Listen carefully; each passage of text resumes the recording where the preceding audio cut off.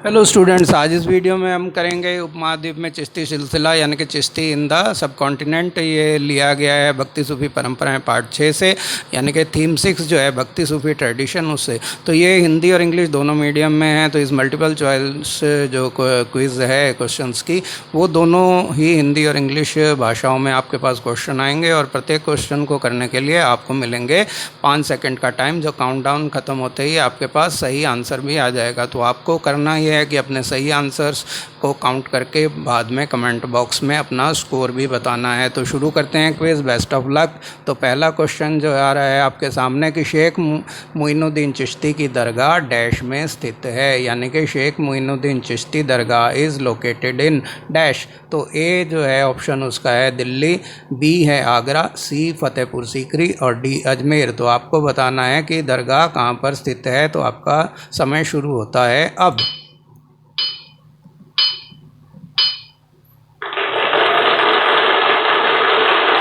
तो इसका सही जवाब है डी अजमेर। तो ये दरगाह जो है अजमेर राजस्थान में स्थित है और इसको जो है अजमेर शरीफ भी कहा जाता है। तो ये काफ़ी फेमस दरगाह है।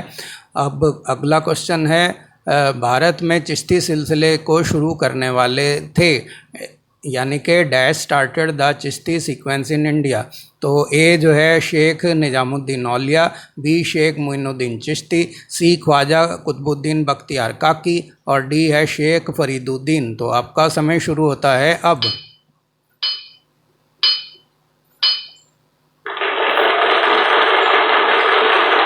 तो इसका सही जवाब है बी शेख मोइनुद्दीन चिश्ती। तो ये शेख मोइनुद्दीन चिश्ती जो हैं, इन्होंने भारत में चिश्ती सिलसिले को शुरू किया था। तो ये जो है अजमेर में जो दरगाह है वो इन्हीं की बनाई हुई है और इन्होंने जो है भारत में इस सूफ़ी परंपरा को जो है काफ़ी फैलाया। उन्होंने अपने मुरीदों यानी कि शिष्यों को भारत के अलग अलग भागों में भेजा और वहाँ पर उन्होंने सूफ़ी मत। क्वेश्चन नंबर 3 आपके सामने है कि वह बड़ा हॉल जहाँ सहवासी और अतिथि रहते थे और उपासना करते थे डैश कहलाता था, यानी कि the big hall where fellow and guest lived and worshipped was called dash. तो ए जो है दरगाह, बी इबादत खाना, सी मेहमान खाना और डी जमात खाना। तो आपका समय शुरू होता है अब। तो इसका सही जवाब है डी जमात खाना। तो जमात खाना वो जगह होती है जो बड़ा सा एक हॉल होता है जिसमें जो है शेख पीर के जो जितने भी मुरीद होते हैं वो जो हमेशा के लिए परमानेंट, सहवासी का मतलब है जो इकट्ठे मिलके वहाँ पर पहले से ही रहते हैं और उनके जो मुरीद फॉलोअर्स होते हैं वो वहाँ रहते हैं और साथ ही कोई बाहर से अतिथि आते हैं वो भी वहीं पर रहते हैं और वहाँ पर अपने उपासना वगैरह करते हैं, पूजा करते हैं। तो वो बड़े हॉल को जो है जमात खाना कहा जाता है। अगला क्वेश्चन है क्वेश्चन नंबर 4 कि उक्त चित्र में दर्शाया गया, ये जो चित्र है इसमें दर्शाया गया है जो है what is shown in the above picture. तो ए है अकबर की अजमेर शरीफ यात्रा, यानी कि Akbar visit to Ajmer Sharif. B जो है जहांगीर का स्वागत करते शेख, यानी कि शेख वेलकमिंग जहांगीर। सी जो है अकबर की पदयात्रा, यानी कि अकबर से जियारत उस टाइम जो जाया करते थे दरगाह पे, उसको जियारत कहा जाता है। और डी जो है बाबर की अजमेर शरीफ की जियारत, यानी कि बाबर अजमेर शरीफ से जियारत। तो आपका समय शुरू होता है अब।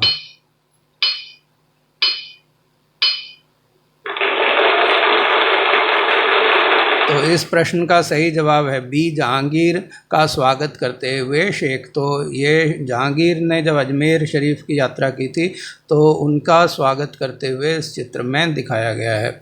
अगला क्वेश्चन है क्वेश्चन नंबर 5, बिना मांगी खैरात डैश कहलाती है। खैरात का मतलब होता है दान करना। तो बिना मांगे जो उनको दान दिया जाता है वो क्या कहलाती है, यानी कि unsolicited buy out is called. ए जो है लंगर और बी फुतू, सी इमदाद यानी कि सब्सिडीज़ और डी ज़कात। तो आपका समय शुरू होता है अब।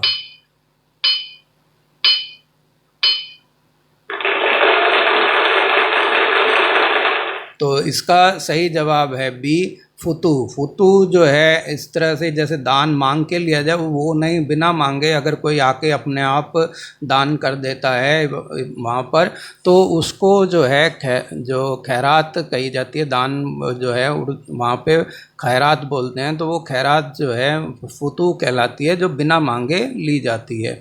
अगला प्रश्न है क्वेश्चन नंबर 6, खानकाह में सभी वर्गों के लोग किन कारणों से आते थे, यानी कि for what reasons did people from all classes come to khanqah. तो ए जो है अनुयायी बनने और इबादत करने, यानी कि to become followers and worship, बी ताबीज़ लेने, तो और सी जो है विभिन्न मसलों पर शेख से मध्यस्थता करवाने, यानी कि armed with Sheikh on various issues, और डी जो है उपरोक्त सभी, यानी कि ऑल ऑफ द अबव। तो आपका समय शुरू होता है अब।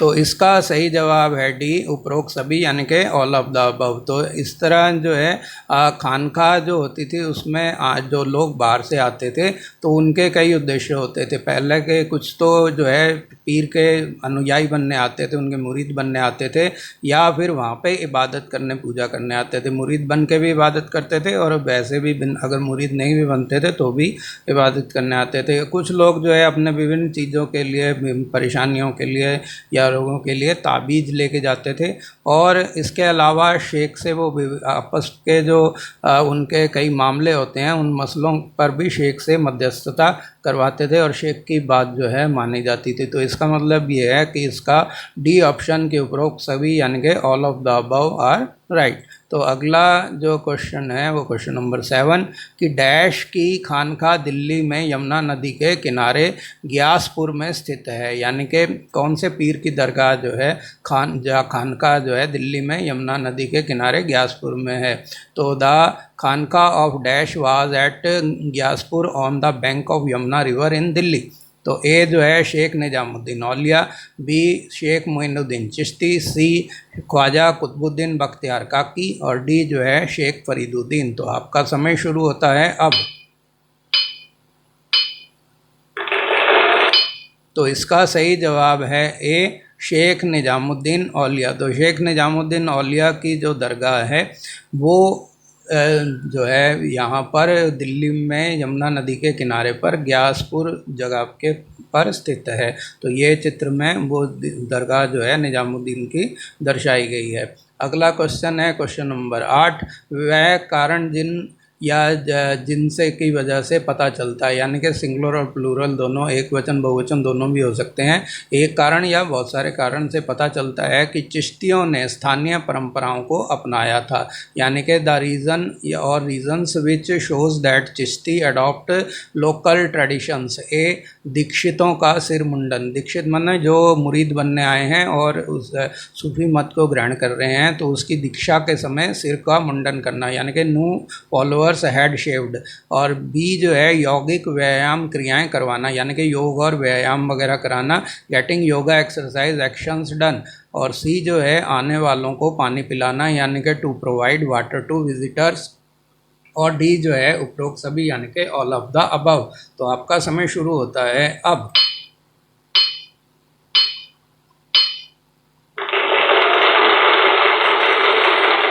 तो डी जो है वो है उपरोक्त सभी, यानी कि ऑल ऑफ द अबव।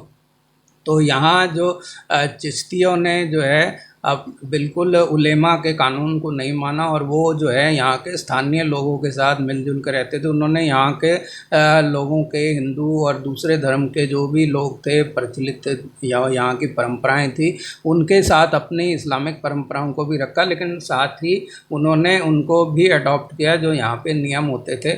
इसी वजह से हिंदू और मुस्लिम दोनों ही उनके जो हैं मुरीद बने। तो ये जो है मुंडन भी करवाते थे, जैसे भारत में मुंडन किया जाता है तो उसी तरह से ये जो है योग वगैरह भी करवाते थे, व्यायाम वगैरह कराते थे और आने वालों को पानी भी पिलाते थे। जैसा कि भारत में परंपरा है कि कोई मेहमान आता है तो पहले उसको पानी वगैरह पेश किया जाता है। तो ये सब जो है उन्होंने यहाँ की स्थानीय परंपराओं को अपनाया। तो अगला क्वेश्चन जो है क्वेश्चन नंबर 9 कि 17वीं शताब्दी के इस चित्र को, ये जो चित्र है ये 17वीं शताब्दी का बना हुआ है, तो इस चित्र में शेख निजामुद्दीन चिश्ती के साथ किस शिष्य को दर्शाया गया है। तो शेख निजामुद्दीन चिश्ती के बहुत सारे अनुयायी थे, बहुत से मुरीद थे, उनमें कुछ फेमस भी थे, तो उनमें ये कौन से जो हैं उनके जो शिष्य हैं वो दिखाए गए हैं, जो यानी कि which disciple of dispatched in the 17th century picture with see Amir Khusrau D Hasan सिजदी। तो आपका समय शुरू होता है अब।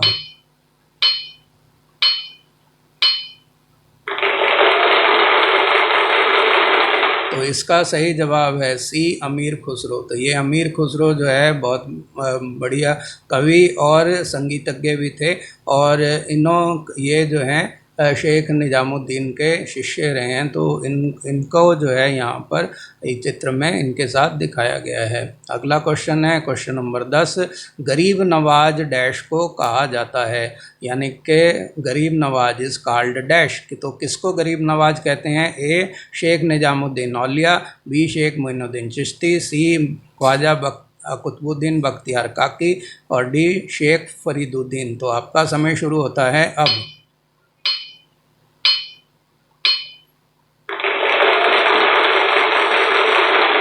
तो इसका सही जवाब है बी शेख मोइनुद्दीन चिश्ती। तो ये शेख मोइनुद्दीन चिश्ती जो हैं जिन्होंने भारत के अंदर चिश्ती संप्रदाय को शुरू किया था, उनको ही गरीब नवाज कहा जाता है, जिनकी दरगाह जो है अजमेर में है, जो अजमेर शरीफ के नाम से प्रसिद्ध है।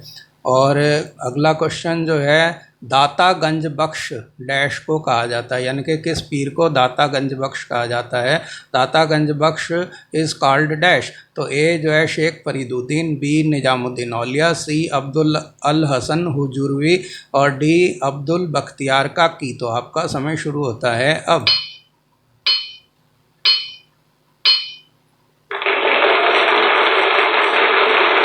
तो इसका सही जवाब है सी अब्दुल अल हसन हजूरवी। तो ये जो है अबुल हसन अल हजूरवी जो थे, ये इनकी मज़ार दिखाई गई है। तो ये दाता गंज बख्श के नाम से प्रसिद्ध हुए हैं। तो दाता गंज बख्श का मतलब है सारी मुरादें पूरी करने वाला, यानी कि इच्छाएं पूरी करने वाला। तो क्वेश्चन नंबर 12 है ख्वाजा मोइनुद्दीन की दरगाह पर आने वाला पहला सुल्तान डैश था। ख्वाजा मोइनुद्दीन की दरगाह पे बहुत सारे बादशाह आते थे, लेकिन सबसे पहले जो सुल्तान आया था वो कौन था? The first sultan to visit dargah of Khwaja Moinuddin was dash. तो ए जो है गयासुद्दीन तुगलक, बी मोहम्मद बिन तुगलक, सी अकबर और डी बाबर। तो आपका समय शुरू होता है अब।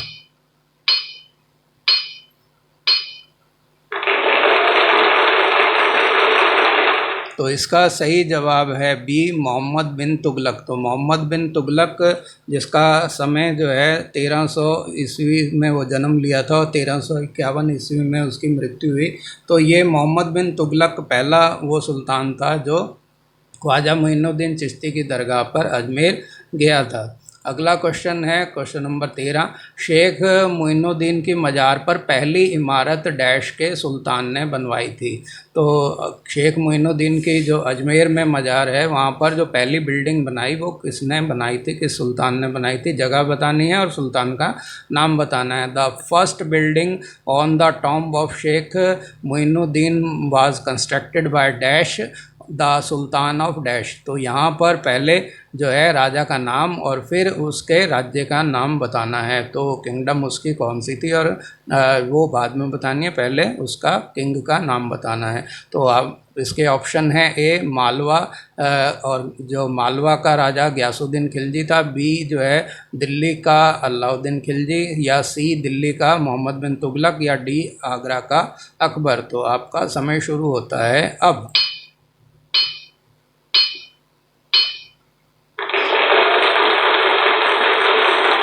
तो इसका सही जवाब है ए मालवा का शासक गियासुद्दीन तुगलक। तो गियासुद्दीन तुगलक उस समय दिल्ली के सुल्तान नहीं बने थे, तुगलक वंश की स्थापना करने वाले ये गियासुद्दीन तुगलक हैं।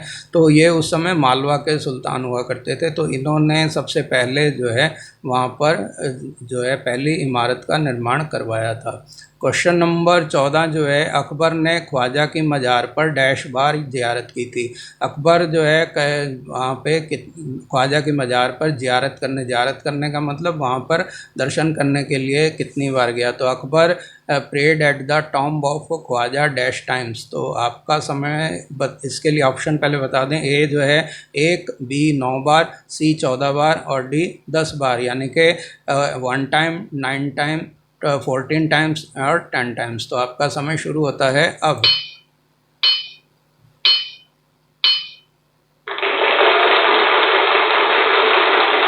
तो इसका सही जवाब है सी 14, यानी कि 14 बार। तो अकबर जो है ये बहुत बार वहाँ पे यात्रा करने गया, पुत्र प्राप्ति के बाद किया या कभी कोई राज्य विजय कर लेने के बाद, या वैसे भी वो जो है वहाँ पर जाता रहता था। तो इस तरह से अपने शासनकाल में कुल 14 बार उसने जो है ख्वाजा की मज़ार की ज़ियारत की थी। तो क्वेश्चन नंबर 15 है, जहाँ आरा द्वारा रचित डैश की जीवनी का नाम मुनीस अल अकाहा है। यानी कि जहाँ आरा जो एक मुग़ल राजकुमारी थी उसके ने एक ग्रंथ लिखा है और वो एक सूफ़ी संत के नाम पर, उसका नाम मुनीस अल अका है। तो वो सूफ़ी संत का नाम क्या है? The name of the dash biography compose bye जहाँ आरा इन मुनीस अल अका। तो आपका समय शुरू होता है। उसके पहले ऑप्शन आपको बता दूं मैं, शेख निजामुद्दीन ए, और बी जो है शेख नसीरुद्दीन चिराग दिल्ली, सी जो है शेख मोइनुद्दीन और डी जो है शेख बदरुद्दीन। तो आपका समय शुरू होता है अब।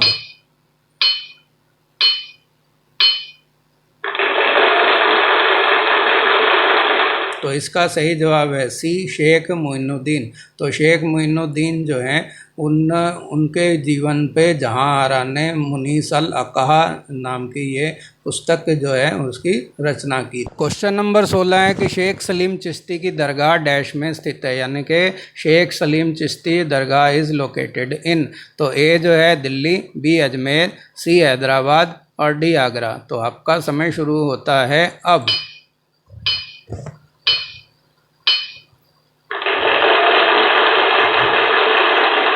तो ये खूबसूरत जो दरगाह यहाँ पे दिखाई गई है इस चित्र में, ये शेख सलीम चिश्ती की दरगाह है जो कि फ़तेहपुर सीकरी अजमेर में स्थित है। और इसको जो है इसी शेख सलीम चिश्ती के बारे में कहा जाता है कि अकबर को उसके पुत्र जहांगीर, जिसका बचपन का नाम सलीम था, तो वो जो है इन्हीं शेख की कृपा से प्राप्त हुआ था, उनके आशीर्वाद से प्राप्त हुआ था। इसीलिए जो है उनका नाम सलीम, जहांगीर का नाम उन्होंने इन्हीं के शेख सलीम चिश्ती के नाम पर ही सलीम रखा था और वो प्यार से इनको शेखू बाबा कहा करता था। तो ये जो है सलीम चिश्ती की दरगाह वहीं जो है फ़तेहपुर सीकरी जो अकबर ने नई राजधानी अपनी बनाई थी उसमें ही स्थित है।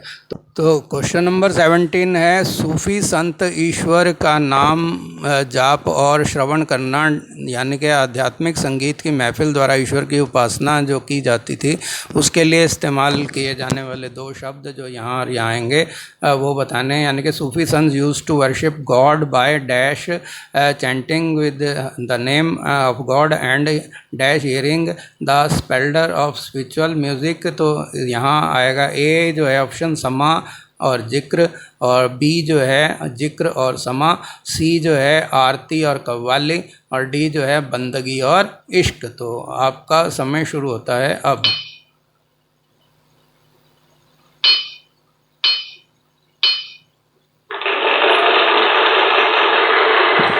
तो इसका सही जवाब है बी जिक्र समा। यानी कि सूफ़ी संत जो है वो जिक्र का मतलब ईश्वर का बारे में बात करना या ईश्वर का नाम जपना, जिक्र करना जैसे कहते हैं हम। तो जिक्र ईश्वर का नाम जपना, और समा होता है श्रवण करना, जैसे कहते हैं समा बांध दिया किसी महफिल में, तो वो समा है श्रवण करना यानी कि सुनना। तो इन दोनों माध्यमों से वो ईश्वर की उपासना किया करते थे। समा में जो है कव्वाली वगैरह और गाना होता था, इसके साथ साथ वो आध्यात्मिक संगीत जो वहाँ पे होता था तो उसे समा कहा जाता था। तो क्वेश्चन नंबर 18 है, डैश की रचनाएं गुरु ग्रंथ साहिब में दर्ज हैं, यानी कि एक सूफी संत हैं जिनकी रचनाएं गुरु ग्रंथ साहिब में दर्ज हैं, उनका नाम बताना आपको। तो ये the composition of dash are recorded in Guru Granth Sahib. तो ए जो है शेख फरीद, बी शेख निजामुद्दीन, सी अमीर खुसरो और डी उपरोक्त सभी, यानी कि ऑल ऑफ द अबव। तो आपका समय शुरू होता है अब।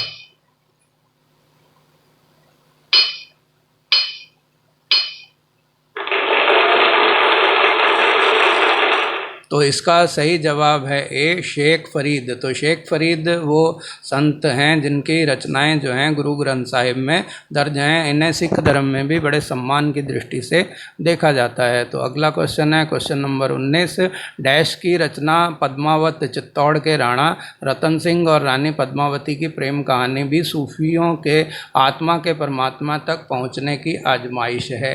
यानी कि पद्मावत जिसके ऊपर एक फिल्म भी बनी है, वो Padmavat the love story of Rana Ratan Singh and Rani Padmavati of Chittor written by dash is also a trail of Sufi soul reaching the divine. तो आपके लिए ऑप्शन जो है वो है ए जहां आरा, यानी कि इसको जहां आरा ने लिखा है, बी मलिक मोहम्मद जायसी, सी अमीर खुसरो और डी दारा शिकोह। तो आपका समय शुरू होता है अब।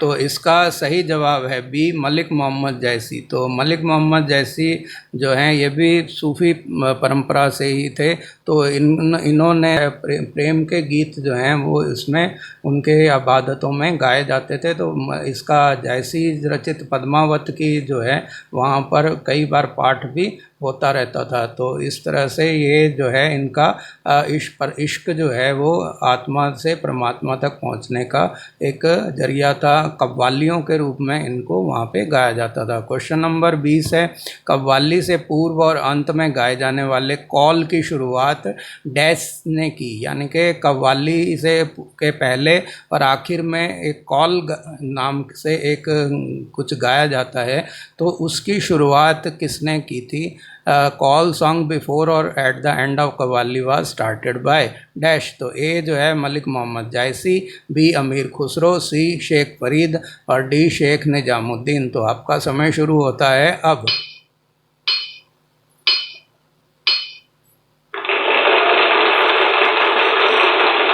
तो कॉल की शुरुआत जो है अमीर खुसरो ने की थी। अमीर खुसरो एक बहुत अच्छे संगीतकार और इसके साथ साथ ही वो बहुत अच्छे लेखक भी थे, कवि थे, और उनकी लिखी हुई गज़लें रुबाइयाँ जो हैं काफ़ी फेमस हैं। और एक इनके जैसे ये डाक चित्र जो अमीर खुसरो पे जारी किया गया है, जिसे मैंने इस चित्र में शामिल किया है, इस पे एक गाना लिखा हुआ है और ये गाना कम से कम भी 10 फिल्मों में जो है गाया गया है। जो जैसे काहे को ब्याही विदेश, अरे लखियाँ बाबुल मोरे, काहे को ब्याही विदेश, भैया को दिए बाबुल महल दुमहले, हमको दिया परदेस, रे लखियाँ बाबुल मोरे, काहे को ब्याहे विदेश, हम तो बाबुल तोरे खूंटे की गैया, हम तो बाबुल तोरे खूंटे की गैया, जितहाँ के हक जाए, अरे लखियाँ बाबुल, काहे को ब्याहे विदेश। तो इसके साथ ही आपकी ये क्विज़ समाप्त होती है। आपने इसको जो है इसमें भाग लिया, उसके लिए धन्यवाद। अपना स्कोर कैलकुलेट करके कमेंट बॉक्स में लिखिए, और अगर आप मेरे चैनल पे नए हैं तो इसे सब्सक्राइब कीजिए और एक लाइक ज़रूर दबाइए। धन्यवाद।